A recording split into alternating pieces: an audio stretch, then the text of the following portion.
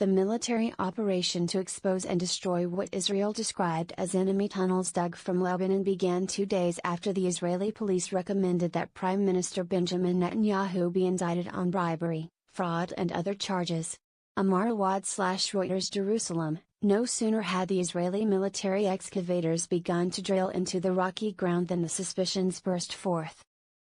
They were not directed so much at Hezbollah, Israel's archenemy to the north. Few Israelis were completely surprised at their government's assertion that the group had dug tunnels under the Lebanese border. Residents there have complained of strange sounds at night for years. Instead, the distrust was directed at Prime Minister Benjamin Netanyahu of Israel, who recently assumed the additional role of defense minister, and who is facing increasing legal woes. The military operation to expose and destroy what his government described as tunnels into Israeli territory began 2 days after the Israeli police recommended that Mr. Netanyahu be indicted on bribery, fraud and other charges, the third corruption case against him and potentially the most damaging.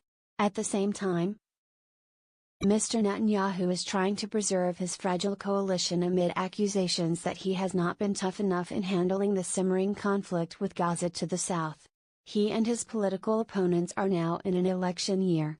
On television, radio and social networks, many Israelis wondered if the tunnel's disclosure was a cynical ploy akin to the 1997 black comedy Wag the Dog, in which a political candidate invents a war to distract from his personal predicament. While Mr. Netanyahu hasn't exactly done that, critics said he appeared to be pumping the serendipitous military action against the tunnels for all it was worth. More than the tunnels, the operation has exposed the extent of Mr. Netanyahu's problematic situation, a potentially noxious mix of national security and personal and political expediency that risks damage to Israeli public confidence. In legal terms, there is nothing to prevent Netanyahu continuing in office, said Shlomo Avineri, a professor emeritus of political science at the Hebrew University of Jerusalem. But there's also a question of the public standing of a prime minister and minister of defense under investigation. There have been prime ministers who have resigned for much less. While acknowledging the importance of destroying tunnels, detractors immediately ascribed dubious political motives to the timing of the action and decried the drumbeating and media hype of what they said was basically a defensive engineering project on Israeli soil. They said even the name of the maneuver, Operation Northern Shield, seemed overly alarming and reminiscent of past wars.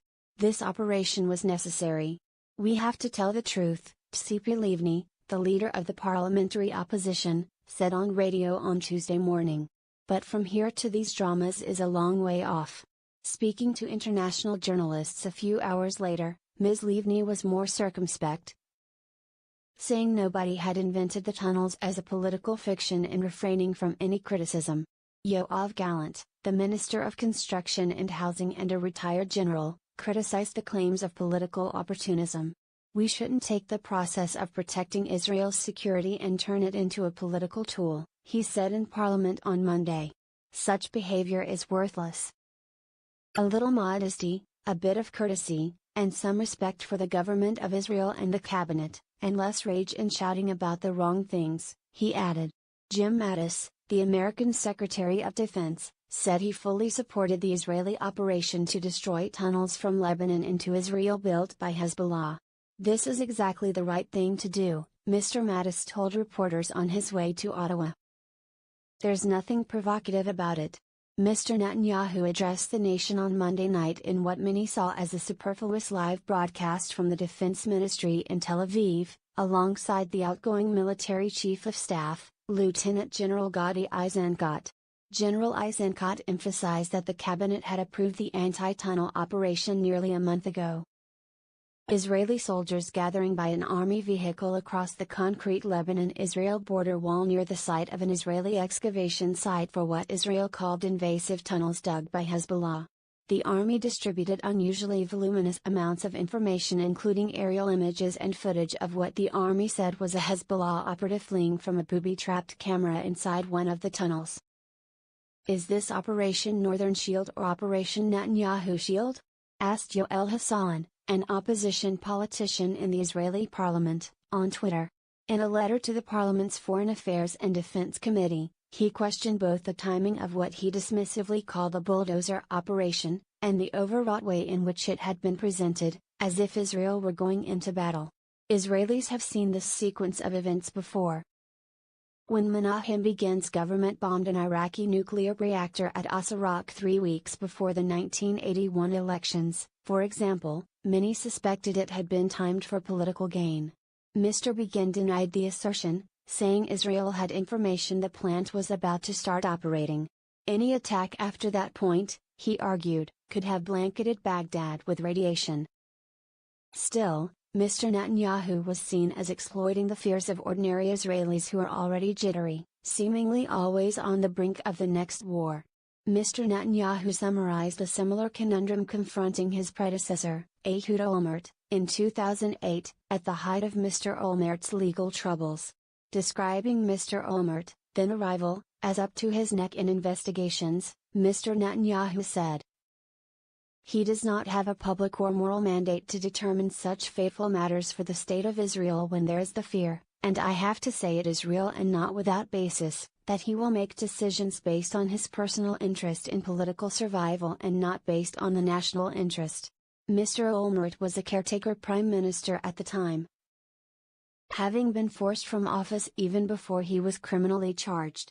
Unlike Mr. Netanyahu, Mr. Olmert was an unpopular prime minister, widely blamed for Israel's perceived failure in the month-long war against Hezbollah in 2006.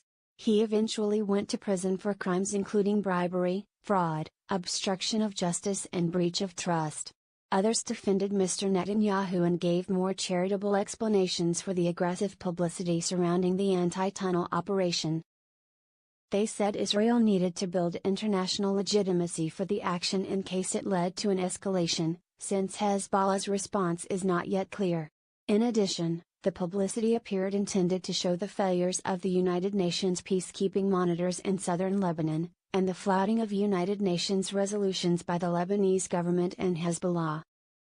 Discovering tunnels is a vast challenge, wrote Amos Yadlin, a former Israeli military intelligence chief and now director of the Institute for National Security Studies in Tel Aviv, and the time for national security awards and decorations will come, social media cynicism aside. Professor Ravaneri said the anti-tunnel operation had been clearly legitimate but overshadowed by the fact that it's been exaggerated, presented as a bit more than it is and working for the benefit of Netanyahu politically.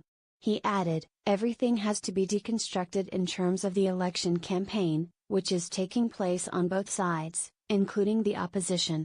In a country where security and defense are at the core of political debate, every government tries to utilize it for its own purposes and the opposition will criticize it for whatever it does. And if anything, Mr. Netanyahu is known to be cautious and averse to military adventures. Zippy Israeli, an expert in public opinion and national security, said historically, military campaigns have rarely helped incumbents in elections. I think Netanyahu understands that, she said. If things deteriorate and there are casualties, that won't be in his favor. She added, the festivities are usually only on the first day.